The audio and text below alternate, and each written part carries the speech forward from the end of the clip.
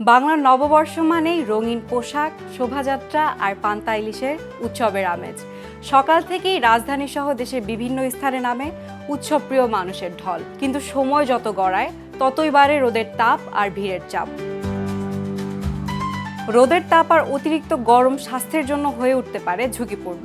গরমে শরীর থেকে দ্রুত পানি বের হয়ে যায়, যার ফলে দেখা দিতে পারে পানি শূন্যতা। তাই বাইরে বের হতে হলে সঙ্গে রাখুন পর্যাপ্ত পানি এবং সম্ভব হলে পান করতে হবে ডাবের পানি বা স্যালাইন। দীর্ঘ সময় রোদে থাকলে বাড়ে হিটস্ট্রোকের ঝুঁকি, তাই মাঝে মাঝে ছায়ায় বিশ্রাম নেওয়াও জরুরি। পোশাকের ক্ষেত্রেও দরকার সচেতনতা। হালকা রঙের ঢিলেঢালা সুতি কাপড় গরমে আরাম দেয় এবং শরীরকে ঠান্ডা রাখতে সাহায্য করে। উৎসবের খাবারেও থাকতে হবে সতর্কতা। সাধারণত প্রচণ্ড গরমে সহজলভ্য রাস্তার খোলা খাবার বা অনিরাপদ উপায়ে তৈরি শরবতে আগ্রহ বাড়ে সাধারণ মানুষের, তবে তা বাড়াতে পারে স্বাস্থ্য ঝুঁকি, তৈরি করতে পারে পানিবাহিত রোগ। তাছাড়া অতিরিক্ত ভিড়ে ক্লান্তি, মাথা ঘোরা বা শ্বাসকষ্ট দেখা দিতে পারে।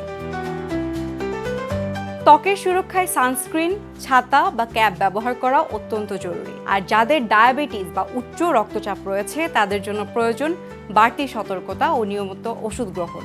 উৎসব হোক আনন্দের, সতর্কতায় থাকুক সবার সুস্থতা।